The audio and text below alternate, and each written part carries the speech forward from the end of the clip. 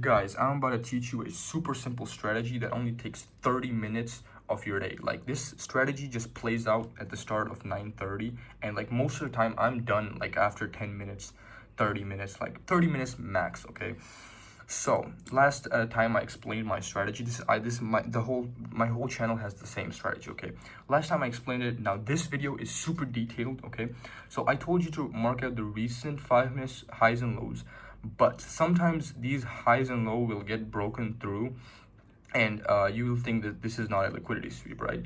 But so what I've actually started been doing is not only marking out the recent, like this is the recent swing low, this is the recent swing low. I've also been marking like swing lows, 5 minute swing lows here. So let me actually explain to you why this strategy works. We know that in the first 30 minutes of the market tends to sweep out a higher form of liquidity, right? So like this is the first okay, let me just go back. So this is 10 o'clock right here. So market tried to sweep out the London high, right? So but in order for it to sweep out a higher liquidity, it needs to sweep out a lower time frame liquidity, like a 5 minute liquidity, in order to get to that high level liquidity, right? So we're just trying to take advantages of that 5 minute liquidity sweep to that higher time frame liquidity sweep, right? So first you need to get into the charts at exactly 9:30, okay? And you need to mark out the recent 5 minute swing highs and lows, right? And then also mark out the highs and lows after them. So this one, this one, this one. As you can see here, this is actually a trade I took. Let me just put it on screen right now. This is a trade I took yesterday. And if you look at right here, okay, so here liquidity sweep happened here. So this low also, this high also got swept, this high also got. So you gotta mark out all the 5 minute highs and lows, right? The market ended up sweeping this 5 minute high. Right, this is the 5 minute time frame. So market ended up sweeping this high. Okay, so you can actually remove all of these highs if you want after they've been swept, and market actually had a reaction off of here. Okay, so then you have to do is go into the 1 minute time frame, and as you can see, guys, then you have to look for a break of structure. So we had a break of structure right here. Like this is a clean break of structure right here. Let me just remove this fair value gap for you. So this is a clean break of structure. After that, we're looking for a fair value gap. This was a small one. I don't usually take small fair value gaps, but it ended up working out. I put my limit order right here. Actually, I got filled right here for some reason. The funded account I'm using, gold funded here, for some reason it has crazy high spreads, like 200 pip. No, I think it's like 200 spread. I'm not sure what the 200 stands for, but it says spread 200. So, and you can take a 1 to 2. Even though I got filled right here, I was still able to make it 1 to 2. So that is the exact strategy. Oh, by the way, I forgot to tell you, the stop loss should be like at the highs of the recent swing high or low. Sometimes I like to put it at the base of the body, and sometimes I like to put it at the wick, depending on if the wick is too big or small. Here in this condition, the wick was not that big, so it didn't really matter. I just put it right onto the bodies, and I was able to make it 1 to 2. And the beautiful thing about this, the 1 to 2 aligned with the London low, almost London low. And yeah, this is the strategy, guys. Also, people are asking me for the bias, okay? Through my back test, okay, further back test, bias only contributes to 10% of an additional win rate. To be honest, you don't need a bias, okay?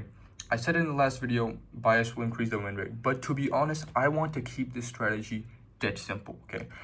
The bias, okay, I'm going to teach you the bias right now, but if you don't want to overcomplicate it, you can just straight this. This is a straight up 50% win rate. A 1 to 2 with a 50% win rate is incredibly profitable. So the bias, okay, so the bias, if you're okay, obviously you're going to be trading the New York session. So for the bias, you need to be looking at whatever London session did. Let me just go onto the higher time frame real quick for you guys. Okay, so for the bias, you need to be looking for whatever the London session did. If the London session has manipulated a high, a low or a high, a higher time frame lower or a high, as you can see, it had manipulated no higher time frame manipulation. So This tells me that London session was a accumulation. So that means New York is going to manipulate to any side. I could have taken a bullish trade or a bearish trade because I knew London had accumulated. Okay, let me just go into another example right here. Here again, as you can see, New York and London did not manipulate any high, any low, nothing. Okay, so that's how I know I can take a trade onto any side of the market. Another. So now, here is actually a good example. I know that the London session manipulated into a higher time frame fair value gap, right? So that tells me that New York is going to be a reversal. Okay, so because it came into a fair value gap, did not make a retracement, and now I know that London session is going to be the retracement off of this higher time frame fair value gap. By the way, this doesn't have to be a fair value gap that the London session manipulate into. It could also be a higher time frame, like, you know, a liquidity sweep. So now I know that the New York session is going to be bullish, right? By the way, this does not apply to this strategy. You can use this strategy of, you know, London's manipulation into a higher time frame PDRAs like liquidity sweeps, and to frame a bias onto the New York session. This is like a free sauce for you guys on the side. So yeah, another one. Okay, so London session was really up.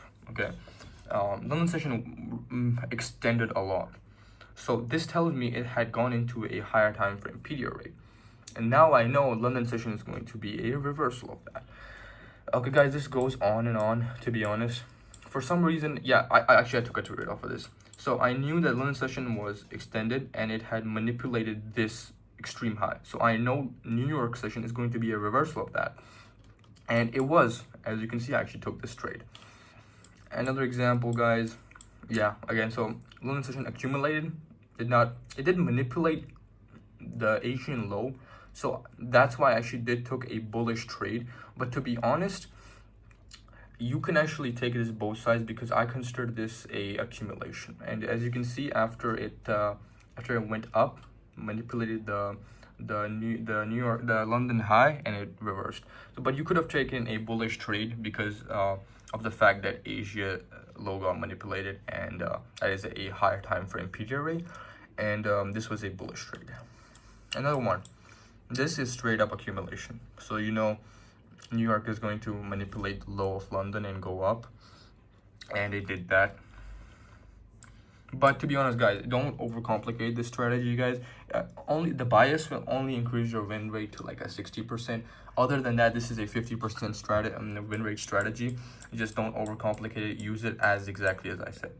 Okay, no bias included. Just do this, make it completely simple, pass challenges, and just good luck, guys.